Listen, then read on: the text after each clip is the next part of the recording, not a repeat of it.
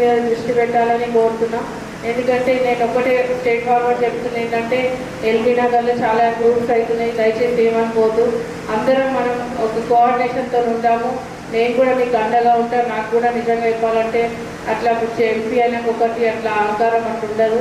కాబట్టి నేను ప్రజలలోనే ఉంటా 2006 నుంచి. కాబట్టి మీకు ఎప్పుడైనా నాకు డైరెక్ట్ ఉన్నా సరే ఏదైనా స్టేట్ ఫార్వర్డ్ చెప్పండి, ఏదైనా మాట్లాడదాం. అండర్స్టాండింగ్లో మనం ఎల్బీ నగర్ నుంచి మంచి మెజార్టీ తీసుకురావాలి. ఎందుకంటే మొన్న కూడా 20,000 మెజార్టీ దీని మీద దృష్టి పెట్టాలని కోరుతున్నా. ఎందుకంటే నేను ఒకటే స్టేట్ ఫార్వర్డ్ చెప్తున్నా ఏంటంటే ఎల్బీ నగర్లో చాలా గ్రూప్స్ అవుతున్నాయి. దయచేసి ఏమనుకోవద్దు, అందరం మనం ఒక కోఆర్డినేషన్తో ఉంటాము. నేను కూడా మీకు అండగా ఉంటాను. నాకు కూడా నిజంగా చెప్పాలంటే అట్లా ఎంపీ అయినాక ఒకటి అట్లా అహంకారం అట్లా ఉండదు. కాబట్టి నేను ప్రజలలోనే ఉంటా 2006 నుంచి. కాబట్టి మీకు ఎప్పుడైనా నాకు డైరెక్ట్ ఉన్నా సరే ఏదైనా స్టేట్ ఫార్వర్డ్ చెప్పండి, ఏదైనా మాట్లాడదాం. అండర్స్టాండింగ్లో మనం ఎల్బీ నగర్ నుంచి మంచి మెజార్టీ తీసుకురావాలి. ఎందుకంటే మొన్న కూడా 20,000 మెజార్టీ కానీ ఇప్పుడు ఇంకేం తగ్గి వాళ్ళకి వాళ్ళే ముందుకు పంపిస్తున్నా. కాబట్టి ఎందుకంటే మేము ఎంతైనా సెకండ్ వచ్చినాం కాబట్టి అనే ఉద్దేశంతో నేను కూడా వాళ్ళ ముందుకు పోవాలనే ఉద్దేశంతో నేను నాకు అది ఎట్లయినా మేము కొత్త ఇళ్ళకి వస్తే ఎట్లా ఉంటుందో అట్లా నిజంగా అనిపించింది. కాబట్టి మీరు కూడా కొత్తగా జాయిన్ అయిన వాళ్ళు పాత వాళ్ళకి రెస్పెక్ట్ ఇచ్చి వాళ్ళ సూచన సలహాలు తీసుకొని దయచేసి వాళ్ళకి కూడా గుర్తింపించాలి. తప్పకుండా అందరం కోఆర్డినేషన్తో నుండి ముందుకు తీసుకోవాలి. ఏదైనా చిన్న సమస్యలు వదిలేసేయండి.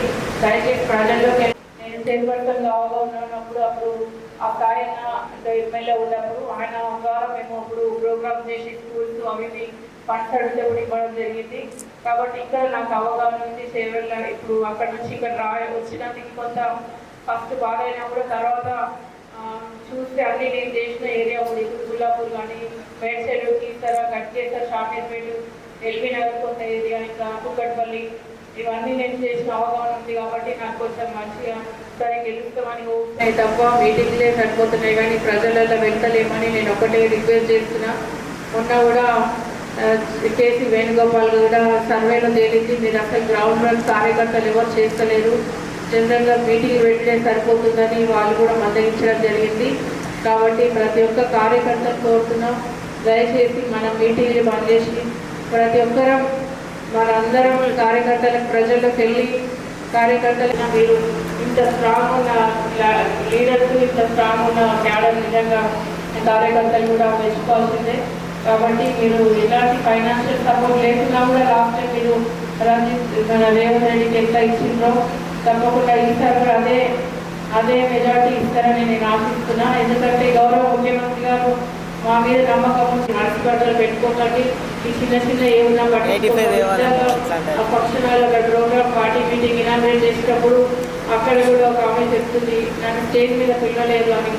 ఇంత చిన్న విషయానికి కూడా అల్లి పార్టీ కోసం పనిచేయకుండా సైలెంట్ ఉంటే కూడా కష్టం. ఎందుకంటే మన పార్టీ చాలా మంచిగా ఉంది. నేను నిజంగా చెప్పాలంటే కాంగ్రెస్ పార్టీకి వచ్చినాక ఎందుకు ఇంత పార్టీకి మారడం అనిపించింది. కానీ చూస్తే కాంగ్రెస్లోకి వచ్చినాక చాలా సీనియర్లు ఉన్నారు, ఒక్కొక్కరు 30 ఏళ్ళు 40 ఏళ్ళు 50 ఏళ్ళు అని చెప్తుంటే ఇంత స్ట్రాంగ్ ఉంది కాంగ్రెస్ పార్టీ అనిపించింది. కాబట్టి నిజంగా ఇంత స్ట్రాంగ్ ఉన్న పార్టీని చిన్న మనస్పర్ధలతో మీరు చాలా మీరు బ్యాక్ చేయకుండా మనమందరం కోఆర్డినేషన్తో ఉంటే చాలా మెజార్టీ వస్తుంది. ఇప్పటికే స్పందన మంచుకుంటే ఎక్కడి నుంచినా ప్రభావితం పడుతున్నారు. చాలామంది ఎడ్యుకేటెడ్ కానీ రిటైర్ అయిన వాళ్ళు కానీ ఇంకా చాలామంది వేరే పార్టీ వాళ్ళు కూడా మన పార్టీలో జాయిన్ అవుతున్నారు. కానీ మన పార్టీలోనే ఏమవుతుందంటే చిన్న విషయాలకి పట్టించుకోదు. ముఖ్యంగా మీ కష్టం అయితే నేను మర్చిపోము. ఎందుకంటే గతంలో రేవంత్ రెడ్డి గారిని మీరు